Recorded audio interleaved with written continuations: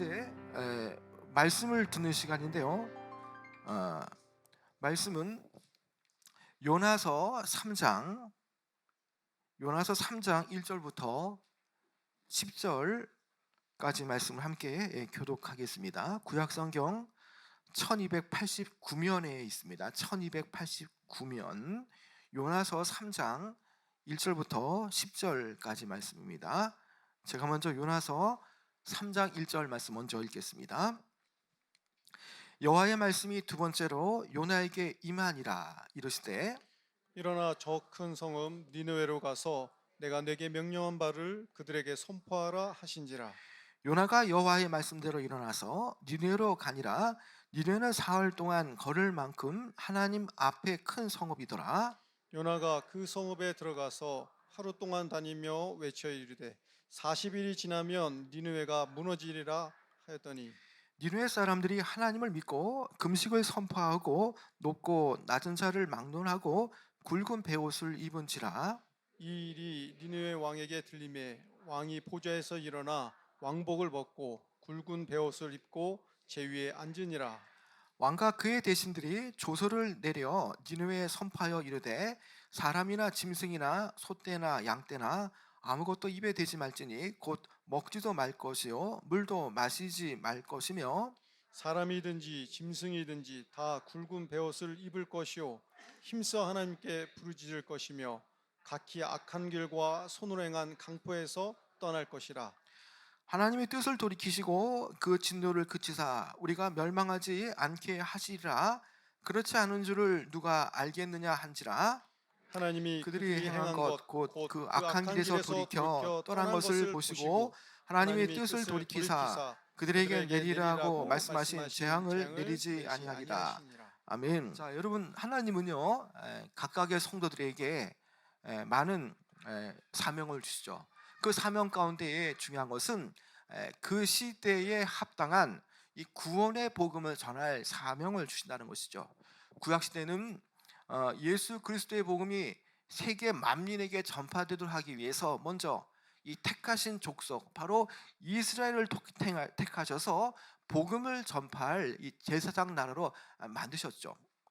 그러나 이스라엘은 배타적이고 국수적인 그런 마음들 또 선민 의식에 의해서 이방 민족을 경멸하였으며 오늘 우리가 보게 되어진 말씀처럼 이 요나조차도 심지어 이방인들에게 복음을 전하는 것조차도 이렇게 좋아하지 않았다는 것이죠. 자, 요나는 이미 하나님께 앞에 1차 복음 전도의 사명을 받았을 때에 그 사명을 그는 회피했습니다. 여러분, 왜 요나가 니느웨 땅에 가라고 하시고 하나님께서 그리고 그곳에서 니느웨 땅에 이 죄가 관영된 그런 상태에 있는 그 나라를 위해서 왜 심판의 메시지를 전하라고 하셨습니까? 그런데 그럼에도 불구하고 왜 요나가 이것을 극구 부인하느냐는 겁니다. 여러분, 니느웨는 아수르의 이 수도 아수르 제국의 심장부죠. 그런데 이 아수르라는 나라는 아주 이 무시무시한 나라고요. 아주 사정없이 이 나라를 침략하게 되면 정말 모든 것을 진멸하고 파괴할 정도로 아주 가혹한 민족입니다. 그런데 지금 이 아시리아, 이 아수르 제국이 요나의 출신 국가인 북이스라엘을 지금 침략해 들어오고 있고요. 지금 북이스라엘은 아수르에서 서서히 지금 멸망의 길을 걷고 있죠. 어느 누가 자신의 나라를 침략해 오는 그 나라에 대해서 복음을 전하기 원하겠습니까? 오히려 그 요나의 마음 한구석에는요 아수르란 나라가 망했으면 하는 그런 마음도 분명히 있었을 겁니다. 자, 그런데 여기에 이 요나는 이런 어떤 국가적인 어떤 민족적인 그런 어떤 이런 그런 마음들 그런 마음 때문에 오히려 그는 하나님께서 이 니느웨 땅으로 가서 복음을 전하라고 하실 때에 다시스가 아닌 요바항으로 가서 하나님께서 말씀하신 명하신 니느웨 땅에 복음을 전하는 것을 거부하는 것이죠. 여러분, 우리 복음 전파는요 어떤 전하는 사람의 이해관계에 따라서 전해도 되고 전하지 않아도 되는 그런 것이 아니라는 겁니다. 우리는 이 전도할 때에 내가 부담스러워하는 사람, 나의 이해관계 속에서 혹 나를 괴롭게 하거나 힘들게 할지라도 이 전하는 사역만큼은 하나님께서 명령하시는 부분이기 때문에 우리는 이것을 거역하거나 아니면 분담감을 느끼면 안 된다는 것입니다. 여러분, 그런 차원에서 보면요, 이 복음은 민족적 감정 아니면 개인적 감정이 상관없이 하나님의 어명이기 때문에 이것은 당연히 해야 되고요, 무조건 전하러 가야 되는 것들입니다. 여러분, 첫 번째 이 복음 전파 사역을 거부했던 이 요나에게 과연 어떤 일이 벌어졌습니까? 그가 배를 타고 가다가 결국에는 배가 풍랑을 맞게 되어지고, 요나가 그 배 안에서 선상에서 제비뽑기를 하게 되어질 때에 그가 제비뽑기에 그가 당첨이 되어서 걸려들어서 그가 이제 물에 빠지게 되어지죠. 그런 가운데에 큰 물고기가 그를 집어삼키면서 그는 밤낮 3일 동안 이 큰 물고기 뱃속에서 큰 고통 중에 있었습니다. 그때에 하나님의 음성을 듣고 하나님께서 니느웨 땅을 향해서 그 영혼들, 죽어간 영혼을 살리고자 하는 그 마음을 깨닫고요, 3일 동안 그는 회개하며 이제 하나님의 극적인 은혜를 통해서 그가 물고기 뱃속에서 나와서 이제 2차 전도를 이제 하게 되어지는 것이죠. 바로 이 다시금 그의 사명이 회복되어서 2차 이 재파송을 받는 것이 바로 오늘 우리가 이제 보게 되어질 말씀인 것입니다. 자, 여러분, 하나님께서 그에게 니느웨 땅에 복음을 전하라고 말씀하시고 2차 소명을 주시죠. 자, 그런데 요나가 시급히 니느웨 땅에 가서 선포해야 할 그 복음이 무엇입니까? 여러분, 그 내용이 4절에 있는데요, 그 4절의 내용을 보면 40일이 지나면 어떻게 된다고요? 니느웨가 무너지리라는 것입니다. 자, 니느웨 성읍에서 각종 악독하고 죄악의 관영함을 통해서 하나님은 더 이상 아수르의 그 땅의 죄악에 대해서 방관하시지 않으시려고 합니다. 도저히 하나님께서 보실 때에도 참을 수 없을 정도로 죄가 가득했다는 것이죠. 그래서 니느웨 땅에 대해서 40일의 기간을 주는데, 믿고 회개하면 그 심판은 유예되어지지만, 그러나 전할 때 듣지 않으면 그 니느웨 땅은 심판을 당하리라는 말씀이라는 것이죠. 그래서 하나님께서 요나 선지자로 하여금 그들에게 심판이 임할 것을 선포하면서 죄에서 떠나 하나님께로 돌아올 것을 촉구하시는 그런 선포를 그에게 명하시죠. 자, 여러분, 그런데 이 요나가 4절의 말씀처럼요, 니느웨 가서 하루길 동안 40일이 지나면 니느웨가 무너지라고 외쳤더니 어떤 일이 벌어집니까? 여러분, 아주 놀라운 일이 벌어지는데요, 여러분, 그 내용이 5절 말씀에 있는데 한번 5절 한번 읽어볼까요? 시작. 니느웨 사람들이 하나님을 믿고 금식을 선포하고 높고 낮은 자를 막론하고 굵은 베옷을 입은지라. 자, 여러분, 여기에 이 요나가 하루 동안 이 부르짖고 외쳤던 그 결과 효과가 즉시 나타나게 되어지죠.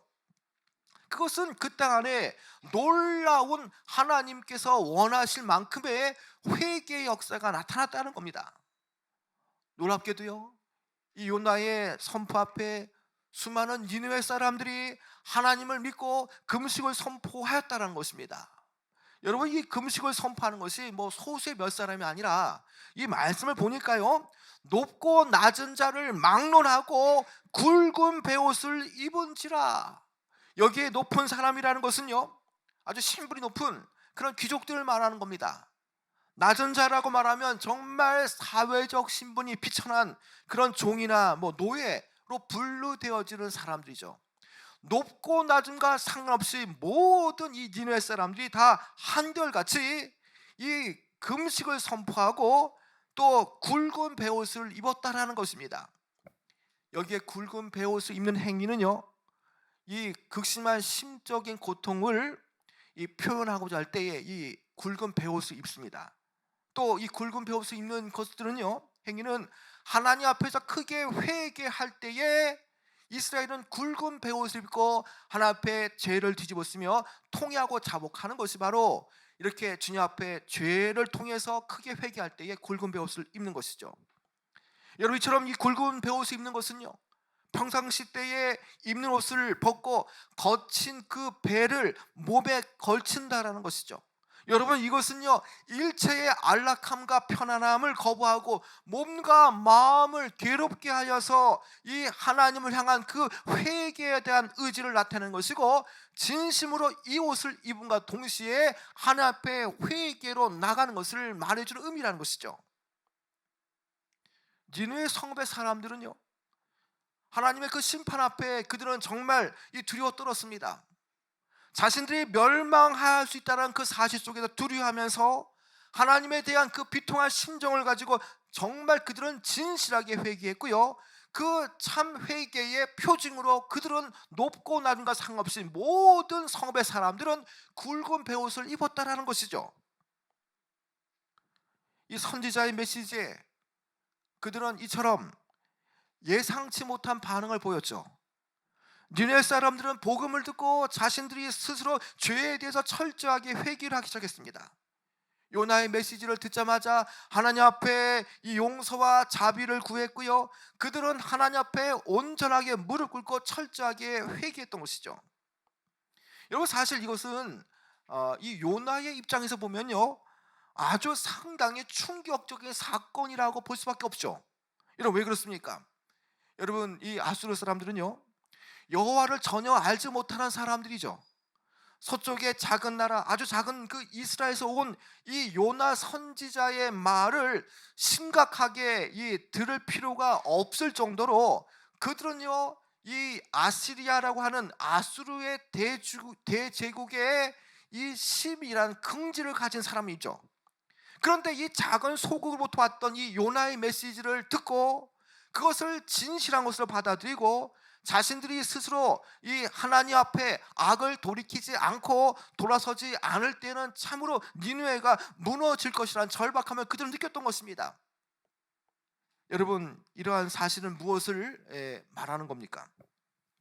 여러분, 아무리 하나님을 알지 못하는 자일지라도요, 하나님의 말씀을 듣게 되어지면 충분히 회개할 가능성이 있다는 것을 보여주는 것이죠. 하나님의 강권하심 앞에 아무리 혈기가 강한 사람일지라도, 아무리 완악한 사람일지라도 하나님의 그 말씀하심 앞에, 강권하심 앞에는요, 모든 사람들은 마음을 열고 또 죄를 돌이킬 수 있다는 사실을 우리는 알아야 된다는 것이죠. 여러분, 그렇기 때문에 우리가 이 전도할 때에 1차 작정을 했을 때에 우리의 마음은 이런 마음이 들 겁니다. 과연 저분이 예수 믿어야 되는데 그러나 저 사람은 여전히 완악하다, 어렵다, 그런 마음이 들지라도요, 우리는 결코 포기하지 않고요, 어떠한 조금이라도 가능성이 있다는 사실 속에서 하나님께서 그 사람의 마음을 열어주시고 그 사람을 붙잡으신다는 마음을 가지고 최선을 다해서 우리는 복음을 전하고 만나고 또 복음의 그 기쁨을 전해주면 되어지는 것이죠. 여러분, 요나가 첫 번째 사명을 감당하지 않아서 물고기 뱃속에서 마음을 돌이키는데 무려 3일이 걸렸지 않습니까? 요나가 하나님 앞에 자신의 죄를 고백하고 회개하는데 무려 3일이 걸렸지만요, 그러나 니느웨 사람들은요, 말씀이 떨어지자마자 그들은 신속하게 하루 만에 마음을 고쳐먹고 하나님 앞에 회개했던 것이죠. 여러분, 복음은 이처럼 사람을 변화시키는 것입니다. 여러분, 복음은 능력 있는 말씀이기 되기 때문에 아무리 강팍한 사람일지라도 복음을 듣게 되어지면 하나님께서 그 사람의 마음을 바꿔주기 때문에 충분히 바뀌어질 수가 있다는 것입니다. 여러분, 우리가 믿지 않는 사람들을 향해서 이 복음을 전해주기 전에 하나님은 분명히 예비된 심령들을 찾아가실 겁니다. 그리고 이미 복음을 전하기 전에 그들의 심령 안에 복음의 씨앗이 떨어지기 전에 이미 하나님은 그 예비된 심령을 향해서 하나님은 놀라운 일을 분명히 시작하실 것입니다. 그래서 우리는 예비된 심령이 누군지 모르지만 그러나 전하기만 하면 하나님께서 이미 그들의 마음 가운데의 사역을 이미 시작해 놓으셨다는 사실을 우리는 알고요, 우리는 전하기만 하면 된다는 것이죠. 여러분, 진정한 믿음이 들어가면요, 사람은 회개하게 되어집니다. 니느웨 사람들이 복음을 들으니까 회개가 그들 안에 나타난 것 아닙니까? 여러분, 이 사실을 믿는다라면 우리는 복음을 전할 때에 우리는 때를 얻지 못하도 우리는 전하는 것이 너무나 중요하다는 것을 알게 되어지죠. 여러분, 그 하루에 그 하루 온날에 니느웨 성에 복음이 전해지기 시작하니까 이 소식이 왕에게까지도 전달되게 되었습니다. 이 놀라운 일들이 왕에게 어떻게 연쇄적인 반응으로 나타나게 되어집니까? 여러분, 그 내용이요 6절과 7절에 있는데요, 여러분 6절과 7절 한번 읽어볼까요? 시작. 그 일이 니느웨 왕에게 들림에 왕이 보좌에서 일어나 왕복을 벗고 굵은 베옷을 입고 제위에 앉으니라. 왕과 그의 대신들이 조서를 내려 선포하여 이르되 사람이나 짐승이나 소떼나 양떼나 아무것도 입에 대지 말지니 곧 먹지도 말 것이요 물도 마시지 말라. 여러분, 니느웨 땅에 이 벌어진 이 복음의 놀라운 역사는요 왕에게도 역시 예외가 될 수 없죠.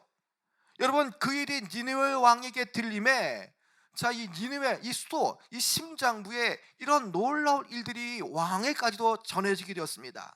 자, 이것을 듣고 왕은 즉시 어떠한 이 모습을 취합니까? 자, 왕이 보좌에서 일어나 왕복을 벗고 동일하게 굵은 베옷을 입고 제위에 앉았다라고 말하지 않습니까? 요나의 이 심판 경고의 말씀을 듣자마자 이 아수르 왕 또한 왕의 보좌에서 더 이상 있지 않고요, 즉시 그 자리에 내려와 이 굵은 베옷을 입고 하나님 앞에 회개하며 하나님의 은혜를 구하고 있다는 겁니다. 여러분, 하나님 앞에는요 왕이든 종이든 상관없이 다 죄인들 아닙니까? 자, 그가 왕의 보좌에서 내려왔다는 것은 하나님께서 이 영원한 통치자가 되심을 고백하는 마음이라는 것이죠. 여러분, 그뿐만이 아닙니다. 여러분, 7절에는 왕과 대신들이 함께 모여서 이제 의논하는 가운데에 이 조서를 내려서 반포합니다. 자, 반포 내용이 뭡니까? 자, 사람이나 짐승이나 소떼나 양떼나 아무것도 입에 대지 말고 먹지도 말고 물도 마시지 말라는 것입니다. 여러분, 8절에서요, 여러분 사람만 이 금식하고 또 회개하면 되는데 여기에 집에서 키우는 모든 가축들도 여기에 동일하게 다 함께 동참하여서 이 금식하며 굵은 베옷을 입고 하나님께 부르짖고 선포하라고 지금 이 조서가 이 아수르 전역에 다 내려지는 것이죠. 여러분, 이 얼마나 놀라운 일입니까? 죄를 지은 사람만 회개하면 되지만 그러나 죄를 지은 사람의 그 집에 있는 가축들도 모조리 다 금식해 하겠다라는 사실. 여러분, 이것은 사실 우리의 눈에는 이게 참 이해 안 되지만 이런 배경도 있습니다. 이 고대 근동에는요, 나라에 큰 위기가 닥치거나 아니면 이 최고 통치자가 서거했을 경우에는 이 금식에 동참할 때에는 이 가족들 또 시민들뿐만 아니라 그들이 키우는 가축들도 아무것도 먹지 못하게 하는 그런 관행이 있다는 것이죠. 먹고 즐기는 것이 아니라 이 슬픔에 다 동참하라는 것입니다. 이 죄에 대해서 이 슬픔을 가지고 다 여기에 있는 사람들, 동물마저도 다 이 슬픔의 회개의 자리에 다 동참하라는 것을 선포하는 내용이라는 것이죠. 여러분, 이것은 분명하게 가축까지도, 집에서 기르는 가축까지도 금식시킨다는 것은요, 이 왕뿐만 아니라 높고 낮은 모든 사람들이 다 철저하게 이 회개의 모습을 가졌다는 것을 보여주는 것이죠. 여러분, 여러분들이 회개할 때에 우리 같으면 어떻게 하겠습니까? 내가 죄를 지었는데 회개해야 되는데 하나님의 은혜를 구하고 하나님께 용서와 자비를 구하고 회개한다고 하면서 여러분, 집에서 키우던 고양이, 강아지 굵은 베옷을 입히고 금식시키고 이렇게 합니까? 안 하지 않습니까? 여러분, 정말 이들은 정말 이 심각성 앞에서 모든 사람이 다 여기에 동참했다는 것을 말해 주는 것이죠. 이제 도성 안에는요, 이 금식과 이 회개가 왕에게부터 또 전달되어지고 모든 조서를 통해서 이제는 이 모든 이 백성들은 하나님 앞에 4가지를 해야 된다라고 왕은 선포합니다. 첫째는 금식, 그리고 굵은 베옷을 착용해야 되고, 그리고 철저하게 죄에 대해서 하나님께 부르짖어야 되고, 4번째는 악한 길에서 돌아서고 그 죄 많은 그 모든 폭력에서 떠날 것을 이렇게 조서로 반포하는 것이죠. 그러나 물론 뭐 그렇게 한다고 해서 아수르에 대한 심판이 100%다 피할 수 있다라고 보장할 수는 없습니다. 그러나 왕도 이 점을 너무나 잘 알기 때문에 하나님께서 혹여나 마음을 돌이키시고 또 우리가 이렇게 죄에 대해서 철저하게 회개하고 사람뿐만 아니라 짐승까지도 회개할 때에 혹 하나님께서 노여움을 푸실 수 있지 않느냐는 마음으로 이렇게 그는 이렇게 하나님 앞에 나가는 것이죠. 정말 위에서 아래로까지 정말 이렇게 하나님 앞에 금식하며 회개하며 굵은 베옷을 입고 슬픈 마음을 품고 하나님 앞에 나갔더니 어떠한 일이 벌어집니까? 여러분 10절 내용에 그 내용이 나와 있죠. 여러분 10절 말씀 한번 읽어볼까요? 시작. 하나님이 그들이 행한 것 곧 악한 길에서 떠난 것을 보시고 하나님의 뜻을 돌이키사 그들에게 내리라고 말씀하신 재앙을 내리지 아니하시니라. 자, 하나님께서는 뭘 보았습니까? 무엇을 보았습니까? 그들이 악한 길에서 떠나고 또 하나님 앞에 철저하게 그 죄의 용서를 구하는 회개를 보았죠. 그때 그 모습을 보고 죄에서 떠나고 악한 길에서 떠난 것을 보시고 하나님께서는요 다시는 재앙을 내리리라 하지 않으신다는 것이죠. 여러분 지금 이런 일이 어떻게 이루어졌습니까?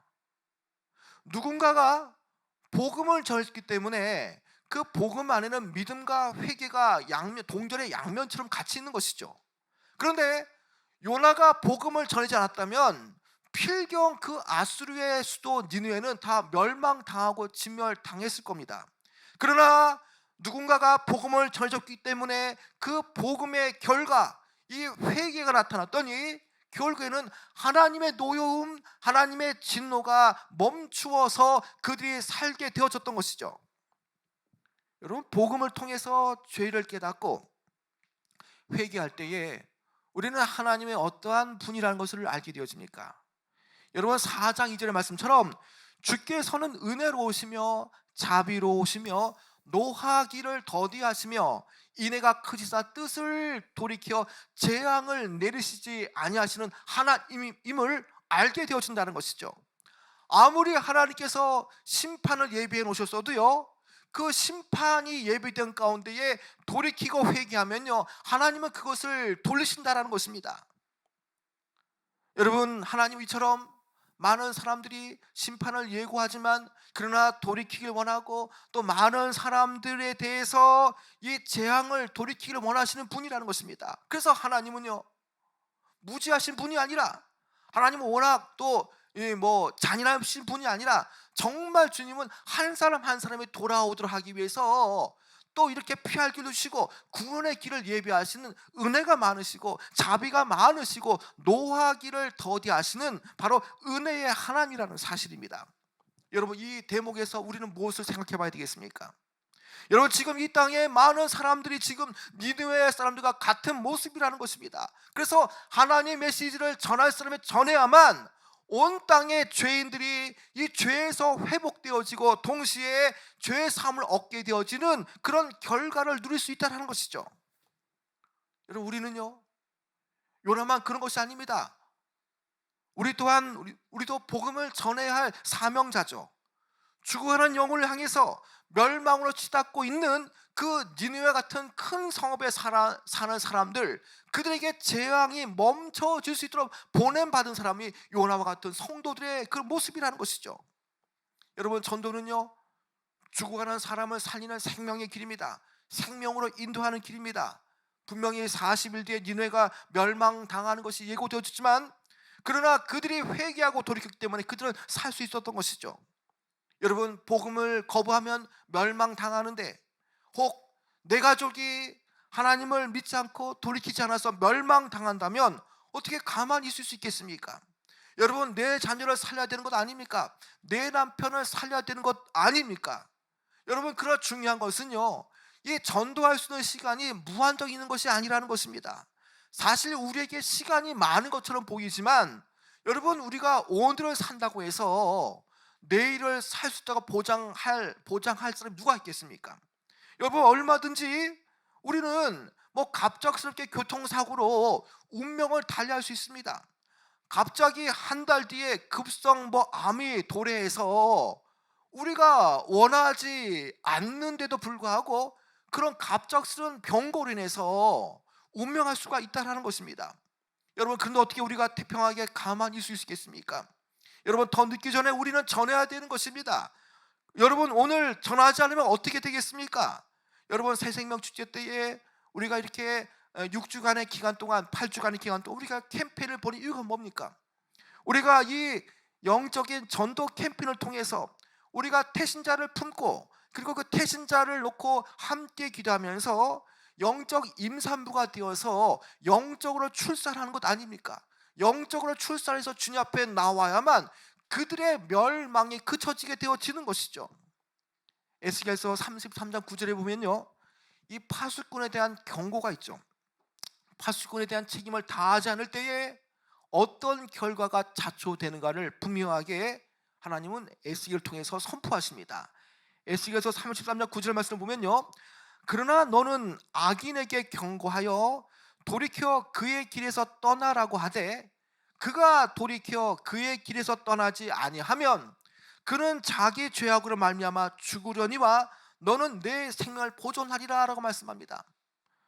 누군가가 파수꾼 되어서 멸망당하고 있다는 것을 알려야 되고요, 하나님을 모르니 당연히 악한 길을 행할 수밖에 없지 않습니까?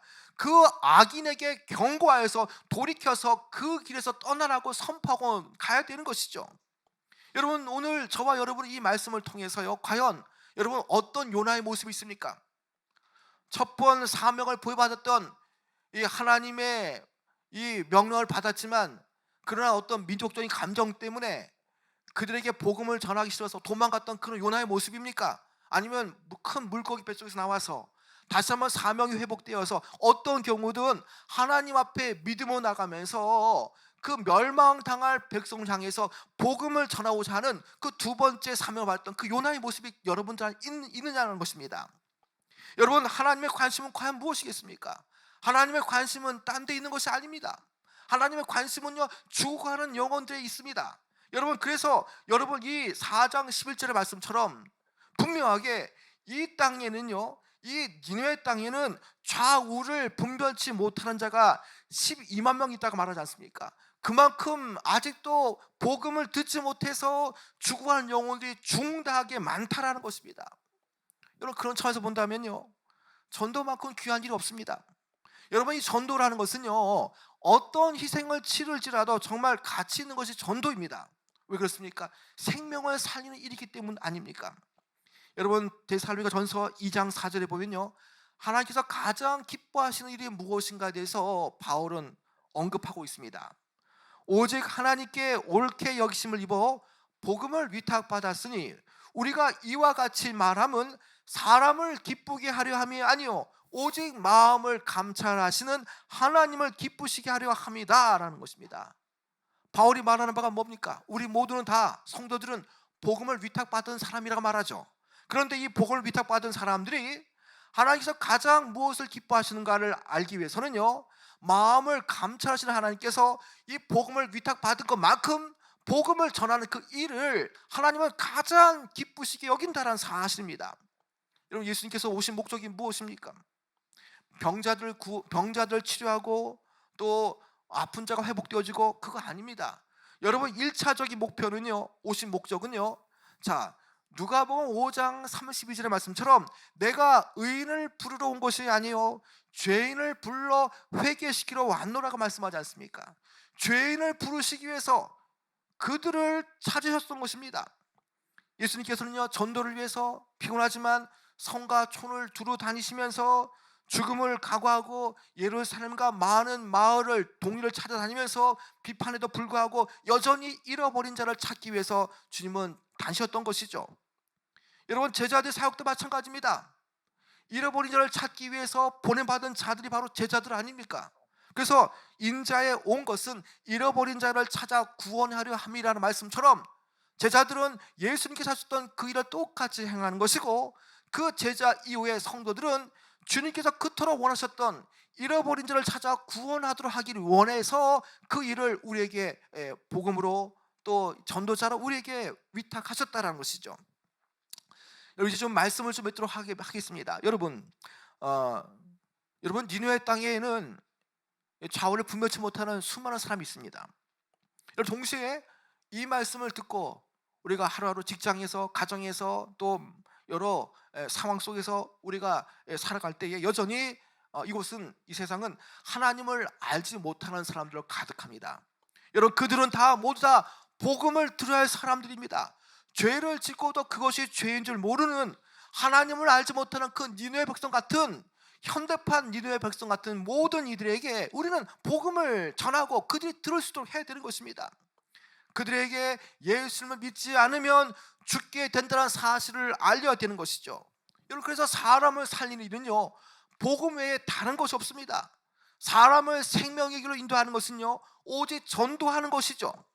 여러분 이제 우리 안에는요, 복음을 전하기 싫어했던 그 요나의 그런 어떤 모습이 아니라 다시금 니느웨 땅을 향해 달려가는 복음의 열정을 붙잡고 니느웨를 향해서 이 전하는 그런 요나의 모습이 되어져야 하는 것입니다. 여러분 우리가 예수 믿지 않는 사람들에게 복음을 전하고 또 구원받는 것을 강력하게 요구하는 것, 이것은 바로 전도고요, 가만히 있어도 될 일이 아니라는 것입니다. 우리는 몸으로 또 우리는 기도로 이 전도를 우리는 해야 한다는 것이죠. 여러분 이제 11월 12일 날 이제 얼마 남지 않았습니다. 오늘 우리가 1차 작정을 했고요. 여러분들은 3명 이상의 작정하셨던 분들었고 우리가 기도하면서 나가는 것이죠. 전도가 힘들지라도요, 분명히 우리가 기도하면서 나갈 때는요, 하나님의 놀라운 역사가 나타날 겁니다. 그리고 전도를 통해서 이 교회로 나오고 주님을 만난 사람들은요, 죄 용서받고 새 생명을 소유하는 놀라운 감격 속에 살아가게 되어질 것입니다. 여러분 그 방법도 무엇입니까? 사망에서 생명으로 옮기게 하는 그 하나님의 구원 계획을 전하도록 하기 위해서 우리를 택하시고 부르셨다는 것이죠. 여러분 전도자는요, 때로는 어렵지만 이런 기대감을 가지고 전도에 힘을 쏟는 사람들이라는 것이죠. 여러분 우리가 믿지 않는 이들에게 복음을 전해주는 과정 속에서 이미 하나님은요, 예비될 심령을 향해서 이미 그들의 마음을 움직이기 시작하셨습니다. 그래서 오늘 우리는 전하기만 하면 되는 것입니다. 그들의 마음 안에 사역을 심어주신 그 하나님께서 우리가 나가고 전도하기만 하면 그들이 돌이킬 수 있도록 마음에 터치를 하시고 마음의 강팍한 마음들, 완악한 마음들을 돌이키도록 하셨다는 것이죠. 여러분 우리가 11월 10일까지 전도를 하시면서요, 하나님이 가장 기뻐하시는 그 전도를 하면서 생명을 살리고 생명을 구원하는 귀한 일을 담당하시는 귀한 여러분 되어지길 축원합니다.